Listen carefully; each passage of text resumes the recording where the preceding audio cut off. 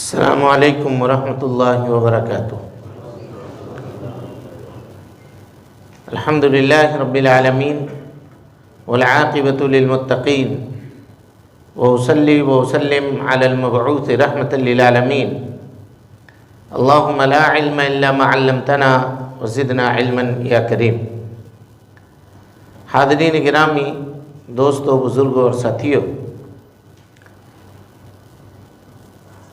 فجر کے اس درس میں عشرہ مبشرہ بالجنہ رضوان اللہ علیہم اجمعین کی سیرت آپ کے سامنے بیان کی جا رہی ہے۔ چوتھے خلیفہ راشد حضرت علی ابن ابی طالب رضی اللہ تعالی عنہ کی زندگی کے بارے میں ہم لوگ جان رہے تھے۔ اب کل تک کے درس میں ان کی شہادت کا واقعہ ہم نے ذکر کیا تھا اور کہا تھا کہ اس پورے واقعے میں یعنی حضرت علی رضی اللہ تعالیٰ عنہ کے خلیفہ بننے سے لے کر کے جنگ جمل، جنگ صفین، جنگ نہروان اور پھر آپ کی شہادت تک میں کچھ سوالات ہیں جو لوگ کیا کرتے ہیں اور عام طور پہ ان سوالوں کا جواب دینا ضروری ہوتا ہے، اور یہی خلاصہ ہے پورے اس درس کا جو حضرت علی ابن ابی طالب رضی اللہ تعالیٰ عنہ کے زندگی کے بارے میں آپ کے سامنے تقریباً 5-6 دنوں کے اندر جو کچھ بیان کیا گیا ہے۔ یہ افواہ اڑائی گئی حضرت علی ابن ابی طالب رضی اللہ تعالیٰ عنہ کے سلسلے میں کہ آپ ان لوگوں کے ساتھ شامل تھے جن لوگوں نے نعوذ باللہ حضرت عثمان غنی رضی اللہ تعالی عنہ کا قتل کیا۔ یہ افواہ ہے، یا کم سے کم اب شامل اگر نہیں تھے تو ان کو سپورٹ کرنے والے تھے۔ یہ افواہ لوگوں نے پھیلائی، اور یہ افواہ پھیلی کیسے؟ اس کے پھیلنے کی وجہ کیا بنی؟ کیونکہ افواہ اگر پھیلتی ہے تو اس کا کوئی بیس ہوتا ہے۔ وجہ کیا بنی؟ تو اس کے کچھ وجوہات اہل علم نے بیان کیے ہیں۔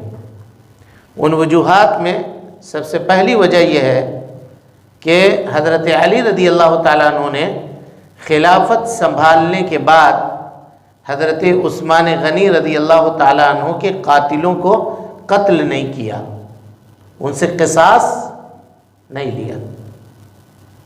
کیا قصاص نہیں لے رہے ہیں؟ اس کا مطلب یہ ہے کہ یہ ملے ہوئے ہیں یا کم سے کم ان کا سپورٹ کرنے والے ہیں۔ یہ بات پھیل گئی۔ ہم سبب آپ کو بتا چکے ہیں کہ آج تک حضرت عثمان غنی رضی اللہ تعالیٰ عنہ کے قاتلین کون ہیں بالضبط یہ پتہ نہیں چل سکا، آج تک معلوم نہیں ہے۔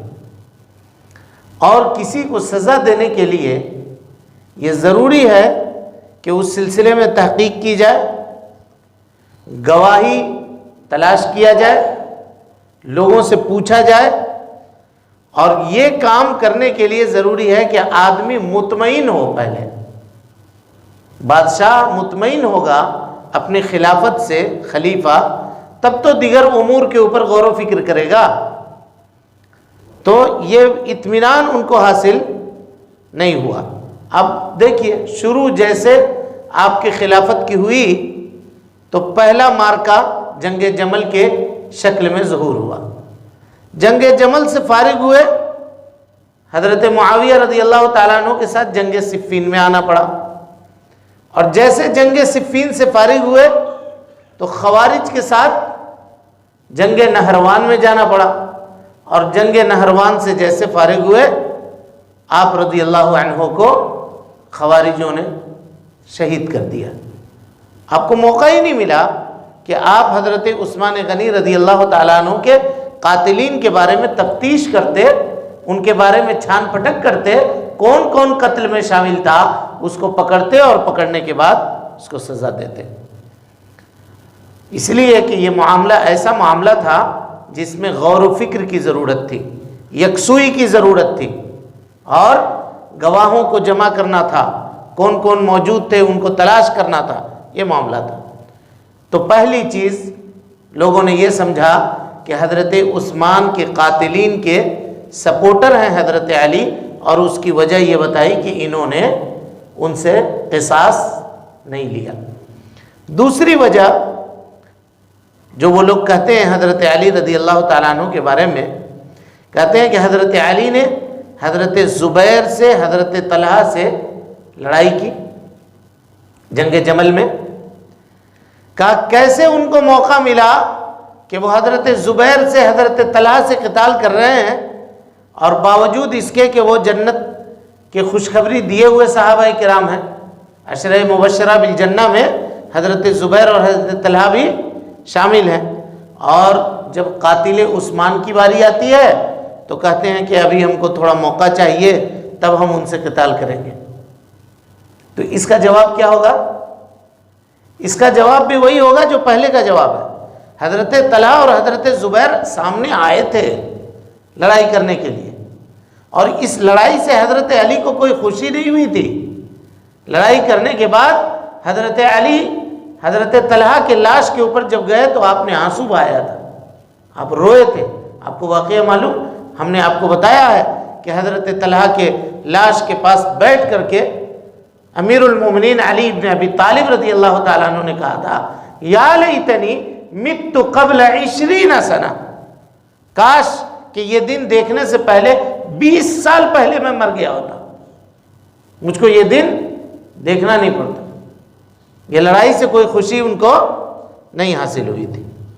اس کے بعد تیسری چیز کہتے ہیں کہ حضرت علی نے مدینہ نبوی کو چھوڑ دیا اور آ کر کے کوفہ کے اندر، عراق کے اندر، بصرہ کے اندر اپنا مسکن بنایا، یعنی دارالخلافہ جو نبی صلی اللہ علیہ وسلم کے زمانے سے مدینہ منورہ تھا، حضرت ابوبکر صدیق کے زمانے میں رہا، عمر ابن خطاب اور حضرت عثمان غنی رضی اللہ عنہم اجمعین کے زمانے میں رہا، حضرت علی ابن ابی طالب نے دارالخلافہ کیا کیا؟ چینج کر دیا، مدینے سے بصرہ یا کوفہ میں آ کر کے آپ رہنے لگے۔ اور عراق میں دراصل حضرت عثمان کے قاتلین رہتے تھے۔ ایسا کیوں کیا؟ تو آپ کو معلوم ہے کہ حضرت علی نے حضرت طلحہ اور حضرت زبیر سے معاملہ کرنے کے لیے مدینہ سے آپ نکلے تھے، کوفہ اور بصرہ یا عراق آئے تھے، اس کے بعد ان کو لوٹ کر جانے کا موقع نہیں ملا، یعنی اس وقت جو مدینہ سے وہ نکلے پھر دوبارہ شہادت نصیب ان کو ہوئی، دوبارہ لوٹ کر کے مدینہ منورہ جانے کا موقع ان کو نہیں ملا۔ انہوں نے کوئی جان بوجھ کر کے مدینہ منورہ کو کینسل نہیں کیا تھا اور کوفہ کو اپنا مسکن جان بوجھ کر کے انہوں نے نہیں بنایا تھا۔ یہ تیسرا اعتراض ہے اور اس کا جواب ہے۔ چوتھا اعتراض حضرت علی ابن ابی طالب رضی اللہ تعالیٰ عنہ کے بارے میں یہ کرتے ہیں لوگ کہ حضرت علی کے لشکر میں کچھ لوگ ایسے موجود تھے جو حضرت عثمان غنی رضی اللہ تعالیٰ عنہ کے قتل کے سلسلے میں متہم تھے، یعنی ان کے اوپر الزام لگایا گیا تھا کہ قتل میں یہ بھی شامل تھا۔ اور صحیح بات ہے، کچھ لوگ ایسے تھے جو جن کو قتل کے بارے میں متہم کیا جاتا تھا، ان کے اوپر الزام تھا، اور بلکہ کچھ لوگوں پر یقین تھا، جیسے ایک شخص تھا مالک ابن اشتر۔ مالک ابن اشتر، ام المومنین حضرت صفیہ کو جب پتہ چلا کہ حضرت عثمان غنی رضی اللہ تعالیٰ عنہ کے گھر میں پانی نہیں ہے، تو یہ ایک کھچر کے اوپر یا ایک اونٹ کے اوپر پانی کا ایک مشکیزہ لاد کر کے اپنے داماد کو پانی پہنچانے کے لیے جاتی ہے۔ مالک ابن اشتر بدبخت نے، اس نے ام المومنین حضرت صفیہ کے کھچر کو مارا، اور مارنے کے بعد ام المومنین حضرت صفیہ کو زمین پہ گرا دیا۔ اٹھ کر کے کھڑی ہوئی اور کہا، من یحملونی فضحنی کلب، مجھ کو ایک کتے نے رسوا کیا ہے، کون آدمی ہے جو مجھ کو حفاظت کے ساتھ اپنے گھر واپس پہنچا دے؟ یہ مالک ابن اشتر تھا، اس کے بارے میں معلوم ہے، اور یہ حضرت عثمان کے گھر کو گھیرنے والوں میں تھا، شامل تھا یہ بھی بلوائیوں کے، دنگائیوں کے لیڈروں میں سے ایک لیڈر یہ مالک ابن اشتر بھی تھا، یہ بات کنفرم ہے۔ باوجود اس کے حضرت علی رضی اللہ تعالیٰ عنہ نے مالک ابن اشتر کو اپنے فوج کا کمانڈر بنا دیا، فوج کے کمانڈر میں یہ تھے، اور یہی سب وجوہات تھے جس کو دیکھ کر کے امیر معاویہ نے یہ کہا کہ پہلے وہ عثمان کے قاتلین کو واپس کریں ہمارے پاس، اور جب تک واپس نہیں ہوں گے عثمان کے قاتلین تب تک ہم حضرت علی رضی اللہ تعالیٰ عنہ کے ہاتھ کے اوپر بیعت نہیں کریں گے۔ یہی سب وجوہات تھے۔ اب مالک ابن اشتر کا کیا جواب دیجیے گا؟ تو کہا بالضبط یہ بات معلوم ہے کہ مالک ابن اشتر تھا، لیکن حضرت عثمان کے قتل میں شریک تھا یا نہیں تھا، یہ بات کنفرم نہیں۔ بلوائیوں میں بہت سارے لوگ تھے، دنگائیوں میں، لیکن قتل کرنے میں بالضبط وہاں پہ پہنچ کر کے ان کو مارنے میں یہ مالک ابن اشتر شریک تھا یا نہیں تھا، یہ پتہ نہیں ہے۔ اچھا، حضرت معاویہ رضی اللہ تعالیٰ عنہ نے سب سے بڑا جو مدعا اپنا رکھا حضرت علی کے پاس، وہ مدعا کیا تھا کہ آپ نے حضرت عثمان کے قاتلوں سے بدلہ نہیں لیا۔ حضرت علی رضی اللہ تعالیٰ عنہ کے شہادت کے بعد خلافت کس کے پاس آئی؟ 6 مہینہ کے لیے حضرت حسن رضی اللہ تعالیٰ عنہ کے پاس، اور حضرت حسن نے 6 مہینے کے بعد خلافت سے تنازل اختیار کیا اور حضرت امیر معاویہ خلیفہ بن گئے۔ تو معاویہ رضی اللہ تعالیٰ عنہ خلیفہ بننے کے بعد انہوں نے بھی قاتلین عثمان کو قتل نہیں کیا۔ آپ جس چیز کا مطالبہ کر رہے تھے علی ابن ابی طالب سے کہ آپ یہ کام کیجئے، جب آپ کو موقع ملا تو آپ نے بھی تو وہ کام نہیں کیا۔ اس کا کیا مطلب ہوا؟ اس کا مطلب یہی ہوا جو علماء لکھتے ہیں کہ اصل میں یہ بات ایسی تھی کہ کسی کو نہیں معلوم، آج تک نہیں معلوم ہو سکا کہ اصل میں قتل کرنے والے لوگ تھے کون۔ اور یہ معاملہ رہا ہے شروع سے۔ مالک ابن اشتر کے معاملے میں ابن قیم نے یہ جواب دیا ہے، کہا کہ اللہ یہ بات کہہ کر کے علی ابن ابی طالب کو کوئی آدمی برا نہیں کہہ سکتا ہے، کیونکہ اس وقت ان کے سامنے کیا مصلحت تھی۔ ہم لوگ پیچھے سے گفتگو کرتے ہیں، لیکن جو آدمی کرسی پہ بیٹھا ہوتا ہے، جو حکومت چلا رہا ہوتا ہے، اس کے نگاہوں کے سامنے ساری باتیں ہوتی ہیں۔ وہ جس طرح سے سوچتا ہے پیچھے رہنے والے آدمی ویسا نہیں سوچتے۔ اب آج ہی دیکھیے، آج کا مطلب اس زمانے کی ایک بات آپ کو میں بتا رہا ہوں۔ ہم لوگ جب مدینہ یونیورسٹی میں تھے تو اچانک مدینہ کے یونیورسٹی کے جو رئیس ہوا کرتے تھے شروع سے، وہ کوئی عالم دین ہوتے تھے، بڑے عالم دین، ان کو وائس چانسلر اس کا بنایا جاتا تھا۔ ملک سلمان جب آئے تو کچھ دنوں کے بعد، 2 سال 3 سال کے بعد، ایک آدمی کو جو اکنومی کے اوپر پڑھائی کیا ہوا تھا اور جرمنی کے اندر، لندن کے اندر پڑھا ہوا تھا، اقتصادیات میں اس کی تعلیم تھی، دینی تعلیم کچھ بھی نہیں تھی، اس کو لا کر کے مدینہ یونیورسٹی کا وائس چانسلر بنا دیا۔ پورے مملکت میں لوگوں نے لکھنا شروع کیا، کیا علماء کم ہو گئے تھے؟ ایک انجینئر کو اس کو لا کر کے بٹھا دیا۔ ہم لوگوں کو بھی یہ بات بہت گراں گزری، جو لوگ وہاں موجود تھے، اتنے بڑے بڑے علماء ہیں، باوجود ملک سلمان نے یہ فیصلہ کیوں کیا؟ ان کو کیوں لایا؟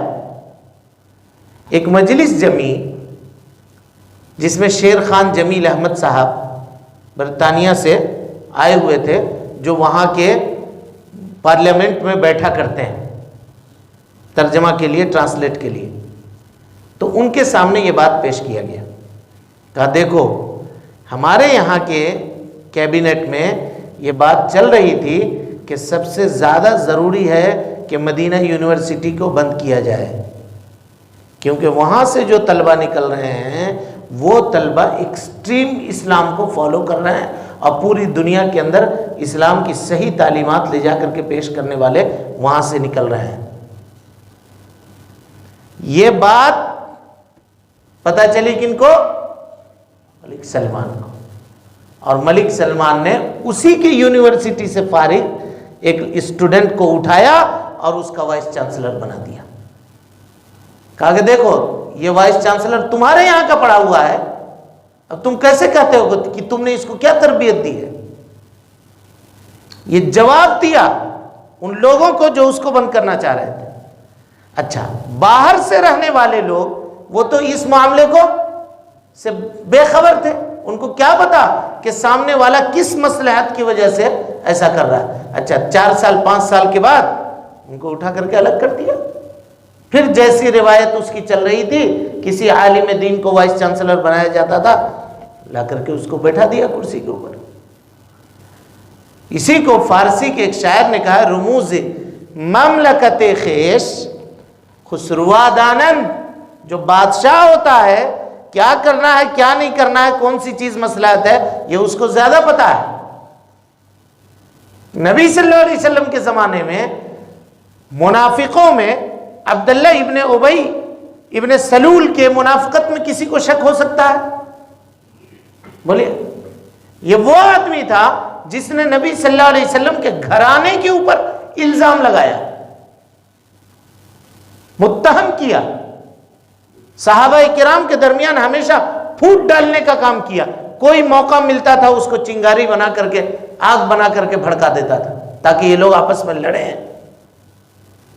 باوجود اس کے اللہ کے نبی صلی اللہ علیہ وسلم نے ایک مرتبہ کہا صحابہ کرام کی موجودگی میں، کون آدمی ہے تم میں سے جو اس شخص سے مجھ کو راحت دے، اس نے مجھ کو بہت تکلیف دی ہے۔ سعد ابن عبادہ کھڑے ہوئے، کہا اللہ کے نبی صلی اللہ علیہ وسلم اگر یہ ہمارے خزرج سے ہے تو ہم اس کو قتل کرتے ہیں، اوس سے ہے تو ہم اس کو مار دیتے ہیں، اور اگر خزرج سے ہے تو ہمارے بھائی خزرج والوں کو چاہیے کہ وہ اس کو قتل کر دیں۔ باوجود اس کے اللہ کے نبی جناب محمد رسول اللہ صلی اللہ علیہ وسلم نے عبداللہ ابن ابی ابن سلول کو قتل نہیں کیا، مصلحت مفسدت دیکھ رہے تھے۔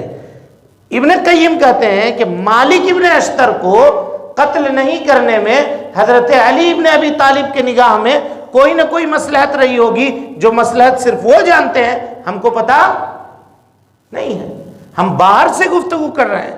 اس وقت وہ خلیفہ تھے، وہ کیا سوچ رہے تھے، ان کے سامنے کیا معاملہ تھا، یہ ان کو پتا نہیں۔ اچھا، اس کے بعد حضرت علی نے کبھی بھی انکار نہیں کیا کہ ہم قصاص نہیں لیں گے، کبھی بھی انکار نہیں کیا۔ انہوں نے کہا مجھے موقع چاہیے، مجھے مہلت چاہیے، میں اپنے معاملات درست کر لوں اور اس کے بعد ان لوگوں سے ہم لوگ نپٹیں گے۔ اسی لیے حضرت طلحہ اور حضرت زبیر رضی اللہ عنہما کے پاس جب حضرت مقداد ابن عمرو اور حضرت مقداد ابن اسود اور حضرت قعقاع ابن عمرو جب گئے بات چیت کرنے کے لیے اور سمجھایا تو حضرت طلحہ اور حضرت زبیر دونوں راضی ہو گئے، کہا ٹھیک بات ہے، ہم کو اس وقت لڑائی نہیں کرنی چاہیے، ہم کو واپس جانا چاہیے، خلیفہ کے اوپر بھروسہ رکھنا چاہیے، خلیفہ ہیں تو ان کو جب موقع ملے گا تو وہ اپنا کام کریں گے۔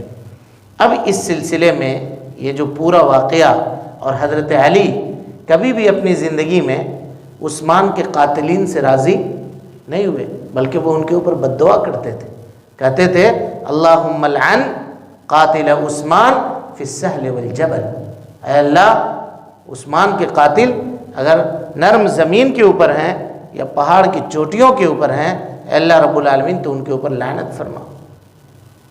یہ حضرت علی رضی اللہ تعالیٰ عنہ بد دعا کیا کرتے تھے حضرت عثمان رضی اللہ تعالیٰ عنہ کے قاتلین کے اوپر۔ اب یہاں پر ایک چیز اور دیکھنی ہے، صحابہ کرام رضوان اللہ علیہم اجمعین کا کیا موقف تھا اس لڑائی میں، جنگ جمل میں، جنگ صفین میں اور جنگ نہروان میں۔ حضرت علی کا کیا موقف تھا وہ ہم آپ کو بتا چکے ہیں، ایک مرتبہ پھر سن لیجئے اور پھر ہم کل کے درس میں اس موضوع کو مکمل کریں گے۔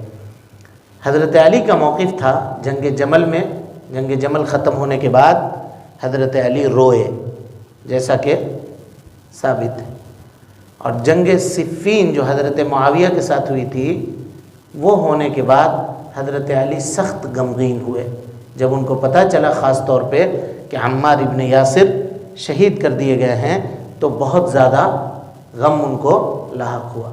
اور جب جنگ نہروان ہوئی تو حضرت علی نے کیا کیا؟ کس کو یاد ہے کیا کیا حضرت علی نے؟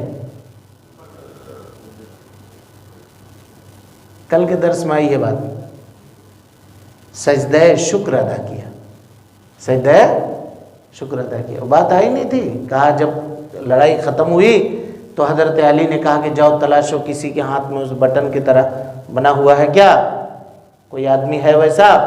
تلاشا گیا تو قاتلین میں ایک آدمی نکلا جس کے ہاتھ میں وہ گھنڈی کی طرح چیز نکلی ہوئی تھی، تو کہا کہ اللہ کے نبی صلی اللہ علیہ وسلم نے کہا تھا کہ یہ آدمی جہاں مارا جائے گا جو اس کو مارے گا وہ حق سے زیادہ قریب ہوگا، اور نبی صلی اللہ علیہ وسلم نے کہا تھا اگر مجھے وہ ملا تو میں اس کو قتل کروں گا، قوم عاد اور قوم سمود کی طرح ماروں گا اس کو۔